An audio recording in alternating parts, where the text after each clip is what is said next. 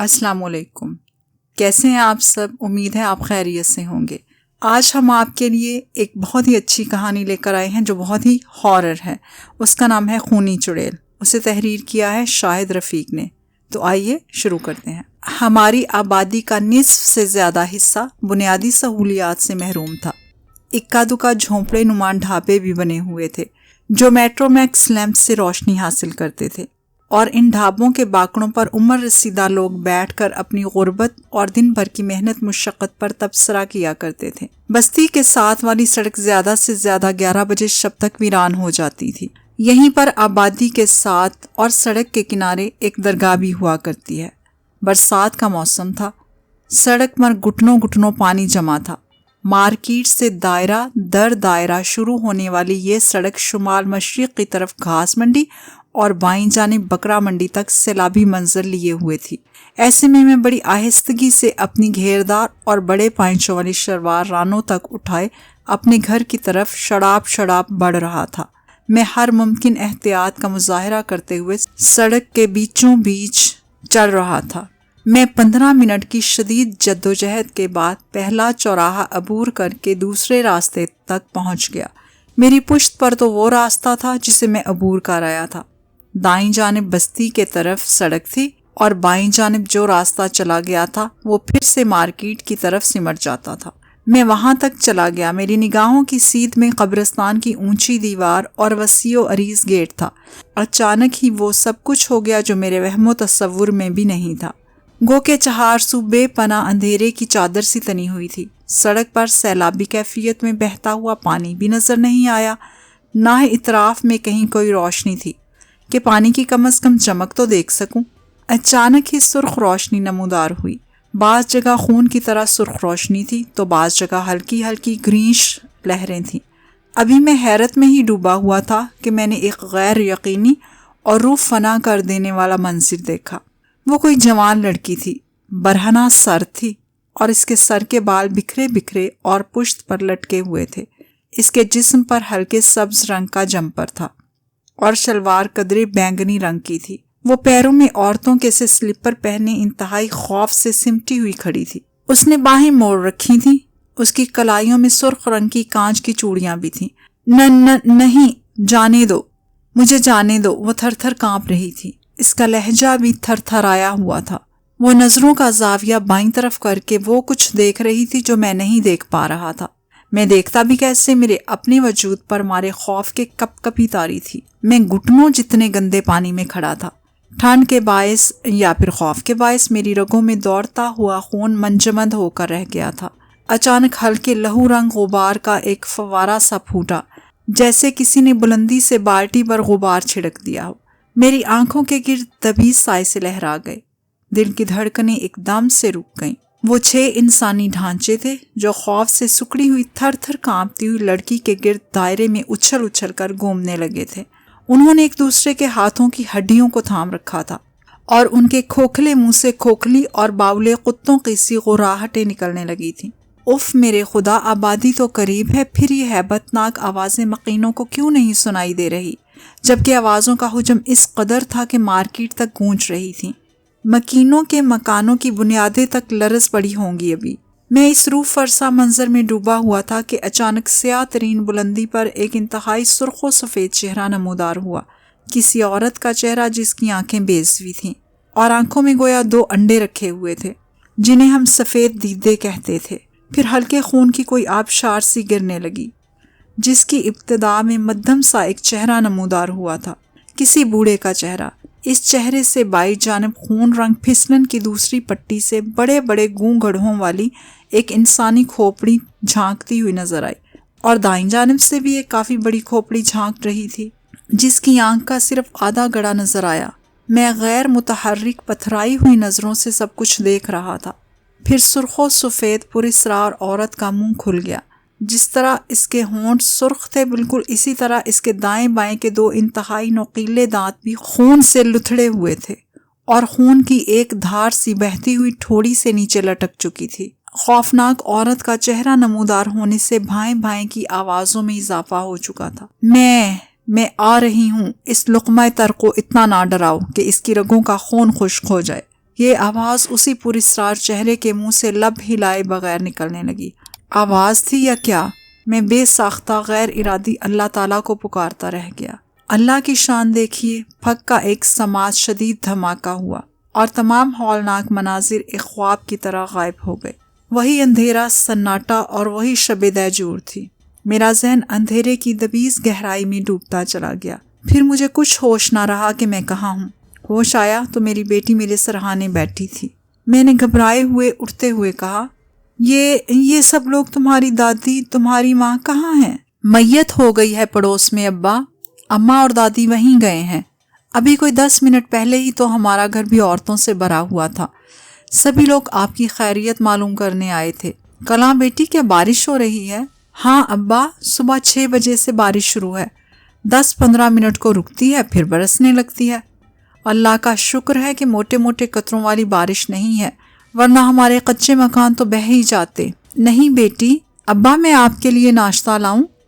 نہیں بیٹی، ابھی نہیں۔ کس کی موت واقع ہوئی ہے؟ میں نے پوچھا۔ ابا، وہ چاچا پھل والا ہے نا، اس کی بیٹی فوت ہو گئی ہے، اس نے افسردہ لہجے میں بتایا۔ کیا؟ میں چیختے ہوئے چارپائی پر اٹھ بیٹھا تھا۔ اچانک ہی مجھے رات کا منظر یاد آ گیا۔ میرے ہونٹ، میری زبان اور میرا حلق ایک دم سے خشک ہو گئے۔ میری سانس پھول گئی اور میں متوحش نظروں سے اپنی بیٹی کلثوم کو دیکھتا رہ گیا۔ ابا، تم مجھے اس طرح کیوں دیکھ رہے ہو؟ مجھے آپ کی نظروں سے ڈر لگنے لگا ہے۔ ہاں؟ میں چونکا اور زبردستی مسکراتے ہوئے اپنی نظریں جھکا لیں۔ کلثوم بیٹی، میں کب سے یہاں چارپائی پر پڑا ہوں؟ میں نے اپنے ذہن میں ابھرنے والے ایک شبہ کی تصدیق کی غرض سے پوچھا۔ وہ شبہ یہ تھا کہ ہو سکتا میں نے کوئی بھیانک سپنا دیکھ لیا ہو۔ آپ رات کے 11 بجے سے بے ہوش پڑے تھے ابا، کلثوم نے بڑی معصومیت سے جواب دیا۔ اوہ، بے ہوش تھا میں؟ ہاں ابا، آپ کو درگاہ کے 4 ملنگ اٹھا کر لائے تھے۔ اوہ، کیا کہا تھا انہوں نے میرے متعلق؟ وہ کہہ رہے تھے کہ تم نہ جانے کس وجہ سے چکرا کر گندے پانی میں گرنے ہی والے تھے کہ انہوں نے 1000 دقتوں سے دوڑ کر آپ کو گرنے سے بچا لیا تھا۔ وہ یہ بھی کہہ رہے تھے اگر آپ گر پڑتے تو گندے پانی میں ہی مر چکے ہوتے۔ خوف کی لہر سی میری ریڑھ کی ہڈی تک سنسناتی ہوئی چلی گئی۔ کیا ٹائم ہو رہا ہے بیٹی؟ 10 بج رہے ہیں ابا، 10:30 بجے میت اٹھا لی جائے گی۔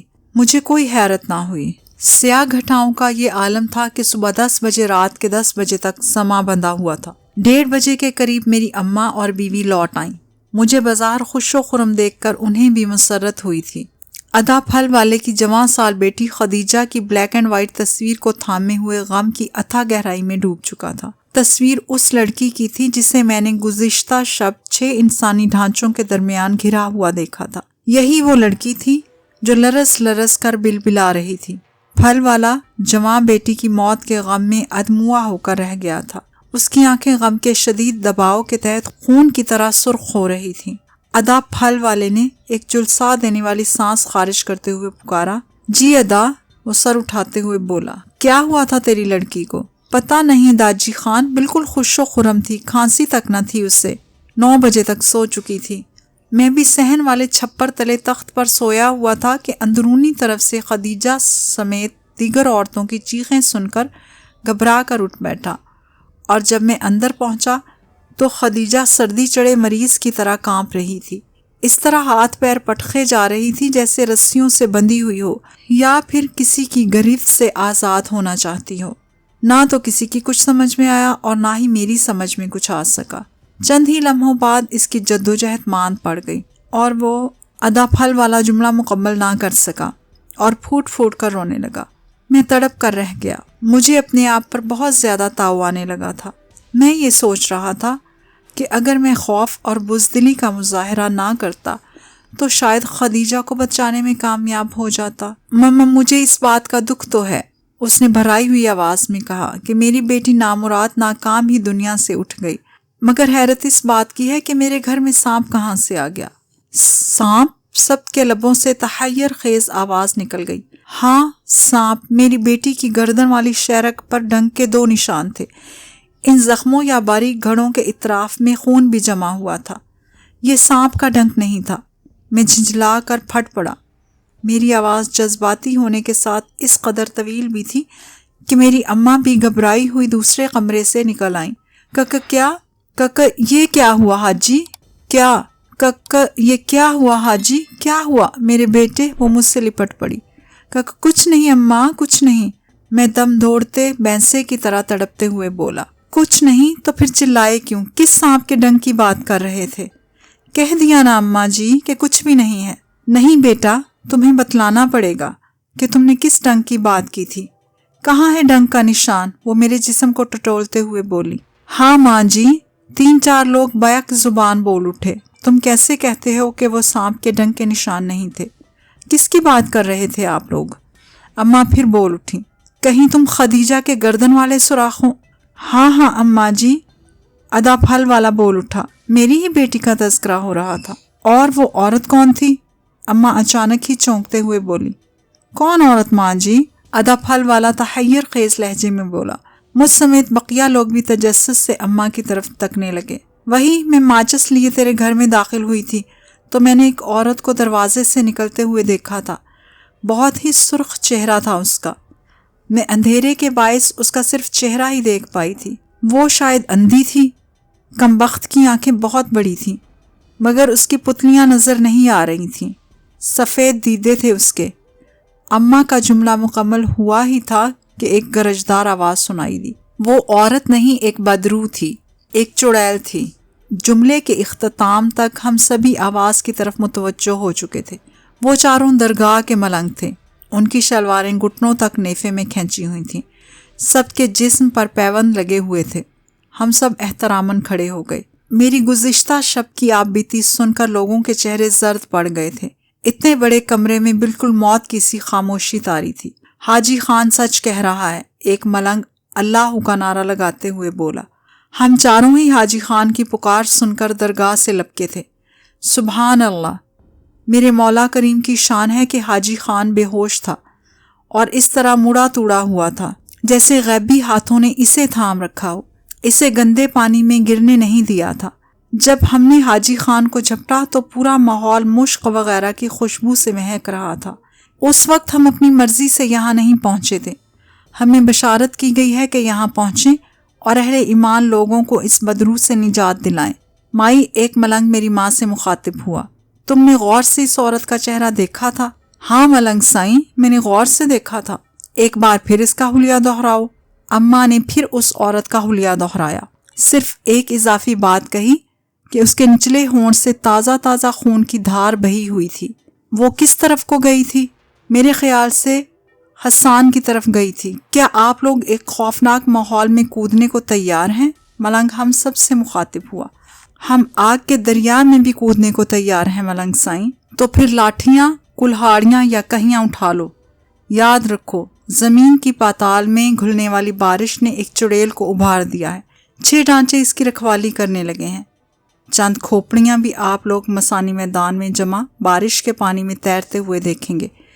یاد رکھنا، اگر آج کی رات سفید دیدے والی کو اس کے حواریوں سمیت مٹایا نہیں جا سکا تو ہر گھر سے ایک بے گناہ جوان خدیجہ کا ہر روز جنازہ اٹھے گا۔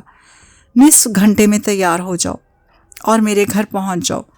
میں نے بھی ایک لمبی لٹھ اٹھا لی تھی۔ مجھے تو پہلے ہی ندامت و غصے نے شعلہ جوالہ بنا رکھا تھا۔ 4 ملنگوں کے علاوہ ہم 12 افراد تھے جو مقابلہ کے لیے نکلے تھے۔ سب لوگ ہی کچھ نہ کچھ آیات قرآنی پڑھتے رہے۔ اگر آیات یاد نہ ہو تو صرف لا حول ولا قوت ہی پڑھتے رہیں۔ چاروں میں سے ایک ملنگ تاکیدن بولا۔ سب سے آگے 4 ملنگ تھے، ان کے پیچھے 4 اور بھی جوان تھے، ان میں بھی تھا، پھل والا ادا بھی، اور 2 پڑوسی تھے۔ بہت جلد ہم اس چھوٹے سے میدانی حصے میں پہنچ گئے جہاں آج کل ایک سکول بنا ہوا ہے۔ تیز اور ٹھنڈی ہوائیں چل رہی تھیں، چمگادڑوں کے غول کے غول سیاہ لکیروں کی مانند محسوس ہو رہے تھے۔ چاروں طرف سے روتے کتوں کی منحوس آوازیں ماحول کو لرزائے دے رہی تھیں۔ ہم دائرے میں 3 ٹولیوں میں بٹے ہوئے تھے۔ ہماری ہر ٹولی کے ساتھ ایک ملنگ تھا، جبکہ ایک ملنگ اپنا عصا لہراتا ہوا شڑاب شڑاب سے گھٹنے جتنے پانی میں کسی سمت بڑھتا جا رہا تھا۔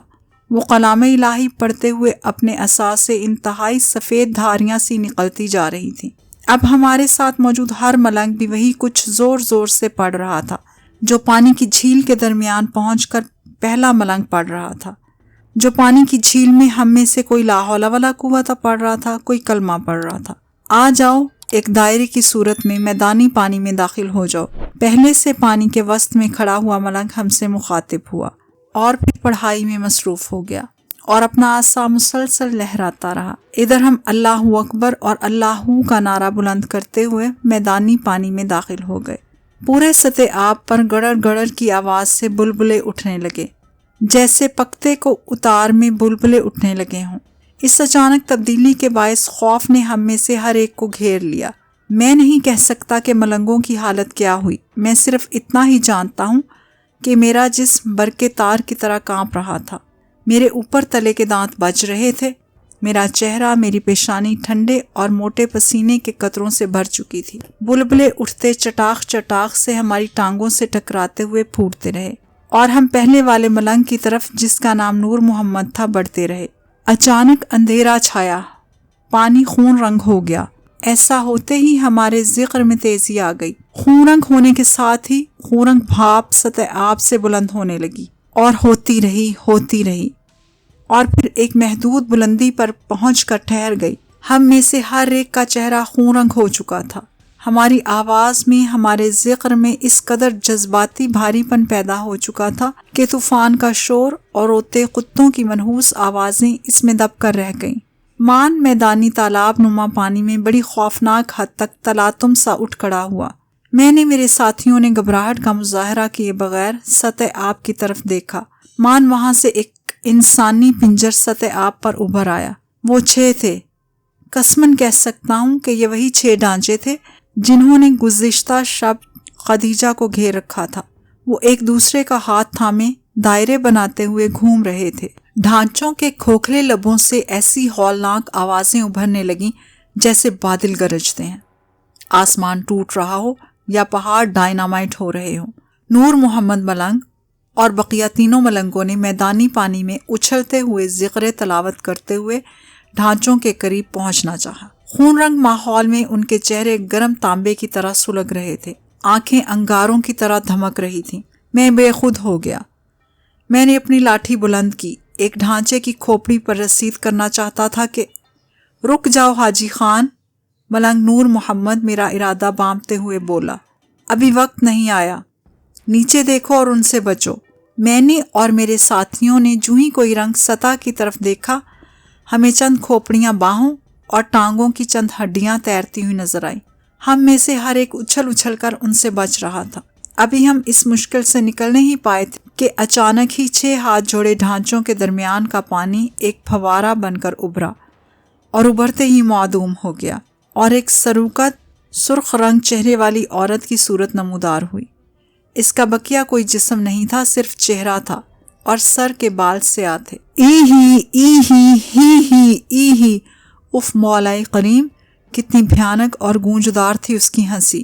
اس کی آنکھیں کافی بڑی تھیں، مگر یوں لگتا تھا جیسے اس کی آنکھوں کے گڑوں میں 2 فارمی انڈے رکھ دیے گئے ہوں، بڑے بڑے اور سفید دیدے۔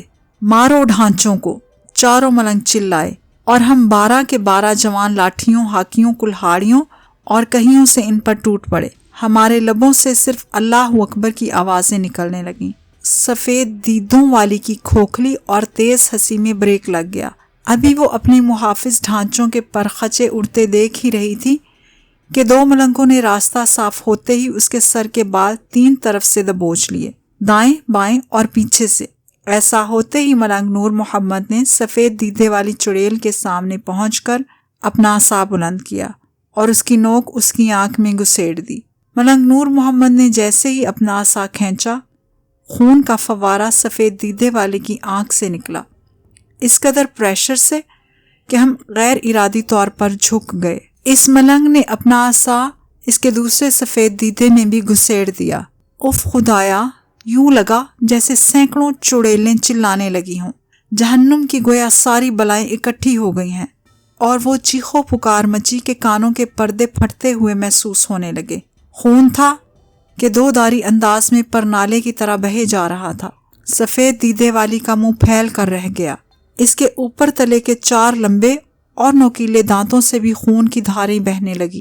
وہ بہت تڑپی، بہت تل ملائی، لیکن بقیہ تینوں ملنگوں نے اس کے بال نہ چھوڑے۔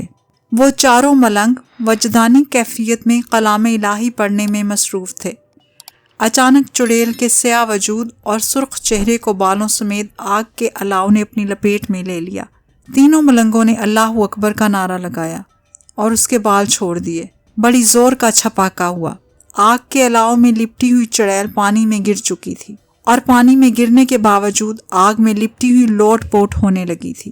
صرف یہی نہیں، وہ ڈھانچے جن کے ہم نے ٹکڑے ٹکڑے کر دیے تھے وہ بھی ان شعلوں میں لپٹ چکے تھے۔ بلندیوں پر پرواز کرتے ہوئے چمگادڑ ریوالور سے نکلی گولی کی طرح اندھیروں میں گم ہو چکے تھے۔ کتوں کے رونے کی آوازیں بڑی حد تک مدھم پڑ چکی تھیں۔ پانی سے نکل جاؤ نور محمد، ملنگ زوردار آواز میں چلایا، اور ہم کلمہ درود شریف پڑھتے ہوئے بغیر افراتفری کے شڑاب شڑاب چلتے ہوئے بستی کی جانب کنارے کی طرف بڑھتے چلے گئے۔ جیسے ہی ہم گھٹنوں گھٹنوں پانی سے نکل کر کیچڑ نما کنارے پر پہنچے، پورے میدان میں آگ سی لگ گئی۔ پورا ماحول سرخ روشنی میں نہا گیا۔ یوں لگا پورے تالاب میں پٹرول چھڑک کر آگ لگا دی گئی ہو۔ دوستو، ملنگ نور محمد ہماری طرف رخ کرتے ہوئے پکارا۔ مسلسل بارشوں نے میدانی زمین کو اکھیڑ کر رکھ دیا تھا۔ اس طرح ایک چڑیل آزاد ہو چکی تھی۔ اس نے اپنی سفید دیدے والی آنکھوں سے ڈھانچوں کو بھی اپنے سحر میں جکڑ لیا تھا۔